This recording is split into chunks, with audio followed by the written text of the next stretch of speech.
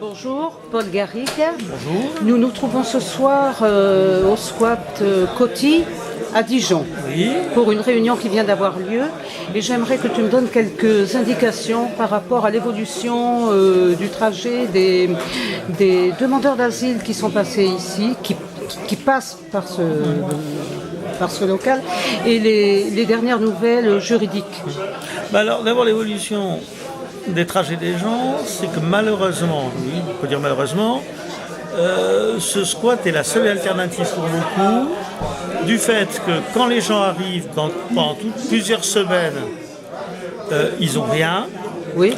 Ensuite, même quand ils sont enregistrés comme demandeurs d'asile, du fait du manque de place dans les cadres prévus pour ça, très peu d'hommes célibataires y ont accès. Il n'y a pas de proposition d'hébergement, bien que ce soit prévu par les textes, pour les hommes célibataires. Et troisième catégorie, un certain nombre de personnes se voient refuser le droit d'asile, mais ne sont absolument pas expulsables, notamment parce qu'ils viennent de pays en guerre, de pays qui ne les reprennent pas, et du temps de trouver d'autres solutions, ils n'ont aucune prise en charge. Donc c'est ces différentes raisons qui fait que l'État ne répondant pas aux besoins, il fallait bien trouver des solutions alternatives. Alors l'état des lieux ici, c'est après l'ouverture d'un certain nombre de lieux, leur fermeture par l'État. Tel que le squat Bertillon. Alors, il y a eu Bertillon, il y a l'école des greffes, les Vitroches, etc. Ce lieu a été ouvert l'été dernier. Le propriétaire, en l'occurrence l'UNEDIC, est allé au tribunal.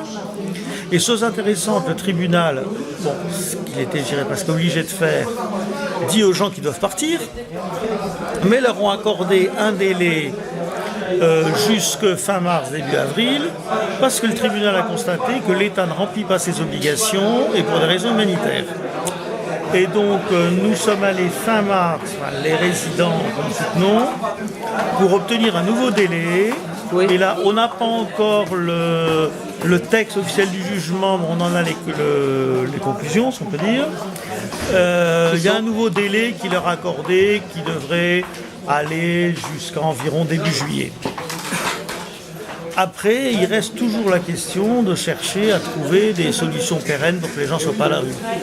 En sachant que, comme tu l'as cité tout à l'heure, je crois, il y a eu précédemment des expulsions qui ont eu lieu d'une manière arbitraire durant l'été. Alors, il y a eu plusieurs fois l'été 2013, l'été 2012.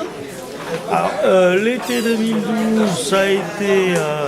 alors même qu'un jugement avait prolongé, le maire à l'époque avait décrété une urgence, qui nous semble plus contestable. D'ailleurs, la Ligue des droits de l'homme a engagé une action pour obtenir sur le principe l'annulation de cet arrêté.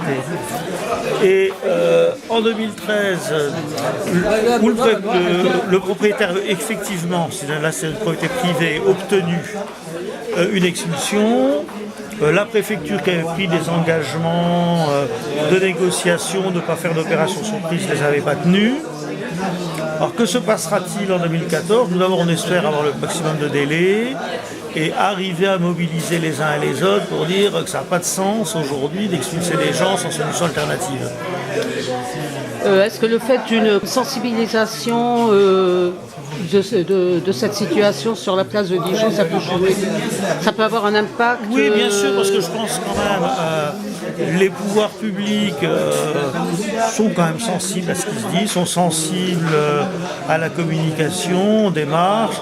Et encore, il y a aujourd'hui des familles qui étaient expulsées de CADA sans solution.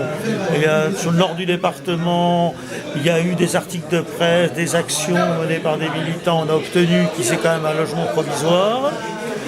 Il y a 15 jours, des lycéens qui étaient menacés d'expulsion. Il y a eu toute une mobilisation pour leur permettre de rester, de continuer leurs études. Il y a eu des résultats. Je crois que le fait qu'il y ait comme de la solidarité citoyenne, c'est quelque chose d'essentiel. Ça joue. On peut espérer avoir un résultat. Oui, alors après on ne fait pas de miracle, mais ce qui est sûr, c'est que s'il n'y a pas de mobilisation citoyenne, il ne se passera rien. Mais je pense que quand les gens se mobilisent, on ne fait pas de miracle, on a comme des vrais résultats. Très bien. Je te remercie. À bientôt.